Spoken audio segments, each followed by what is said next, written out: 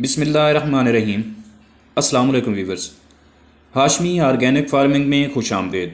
अज़ीज़ साथियों, जानवरों की मुख्तलिफ़ अनवा के तौर अतवार के मुताले के बाद हम इस नतीजे पर पहुँचे हैं कि मुर्गी के आबा अजदाद इंतहाई लालची थे, जिन्होंने दरख्तों पर घोंसले छोड़कर इंसानों के साथ रहना शुरू कर दिया।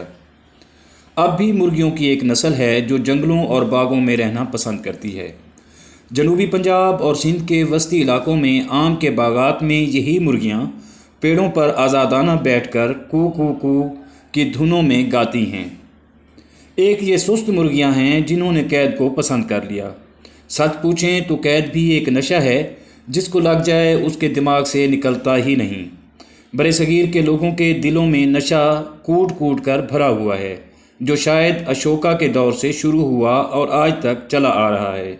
बंदर, हाथी, सांप, सूरज, चांद, दरख्त, हत्ता के जिनसी आज़ाद तक की पूजा की जाती थी और की जाती है। DNA पर तहकीक से साबित हुआ कि मुर्गियों को भीजे कैद का नशा आज से 8000 साल पहले लग गया था। हैरान कुन बात यह है कि कैद पसंदी दरियाए सिंध और गंगा जमुना के किनारे अमल में आई थी। अलबत्ता कुछ लोगों का ख्याल है कि ये वाक़या बर्मा, मौजूदा म्यांमार और थाईलैंड की सरजमीन पर वाक़या हुआ और ये मुर्गियाँ घरेलू मुर्गियाँ कहलाने लगीं। घरेलू मुर्गियाँ दो किस्म की होती हैं, देसी और वलैती। वलैती मुर्गियों की मज़ीद दो इकसाम होती हैं। अव्वल किस्म वो है जो अंडे देते देते बूढ़ी हो जाती हैं, लेकिन अंडों पर बैठकर बच्चे निकालने की तमीज़ नहीं होती। शायद दिल ही दिल में उन्होंने ये फ़ैसला कर रखा होता है कि मेरा जिस्म मेरी मर्ज़ी, इसलिए आपस में कहती होंगी मुझे बच्चे पैदा करने का कोई शौक़ नहीं। और वलैती मुर्गियों की दूसरी किस्म है वो जिसका गोश्त आजकल बहुत शौक़ से खाया जाता है। इसी तरह वीवर्स, देसी मुर्गियों की भी कई इकसाम हैं, जिनमें असील, टरड़ी, मिस्री, गंजी, शामो, वन राजा वगैरह बड़े सगीर में असील मुर्गों के दंगल भी करवाए जाते हैं। इन लड़ाइयों पर बड़ा बड़ा जुआ भी लगाया जाता है। देसी मुर्गियाँ भी बहुत चालाक होती हैं। जब कैन रट सीज़न आता है तो इंतहाई रोमानी अंदाज में आवाज़ें निकालती हैं, काऊं काऊं काऊं, कुट कुट कुट कुड़ाक वगैरह।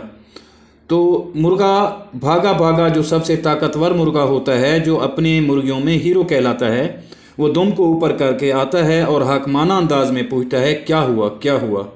जब हीरो नज़दीक आता है तो वो दौड़ लगा देती है।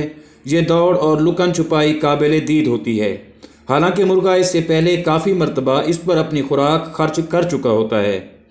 ताहम हमने अपनी आँखों से देखा है, मुर्गा बाकायदा बड़े बड़े नवालों को छोटे छोटे टुकड़ों में तकसीम करके अपनी महबूबा को पेश करता है।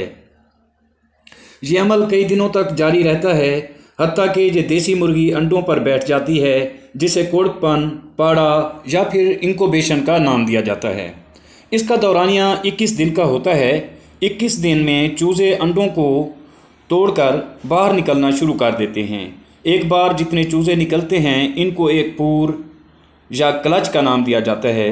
बच्चे निकल आने के बाद इनके अब्बा जान, जो कभी अपने मुंह से निकाल निकाल के दाने खिलाया करते थे, उन्हें भुला दिया जाता है। और तो और इन चूज़ों के अब्बा जान को अपनी औलाद के करीब आने की भी इजाज़त नहीं दी जाती। तो दोस्तों, वही मुर्गा 100 बार कहेगा वो जो हम में तुमसे करार था, तुम्हें याद हो कि न याद हो, मजाल के बेचारे को लिफ्ट करवाई जाए। आखिरकार मुर्गा किसी और महबूबा की तलाश में चल निकलता है।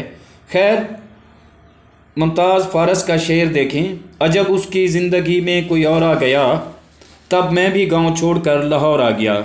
व्यूअर्स, उम्मीद करता हूं आपको मेरी ये काविश ज़रूर पसंद आई होगी। वीडियो अच्छी लगे तो वीडियो को लाइक और शेयर ज़रूर कर दें।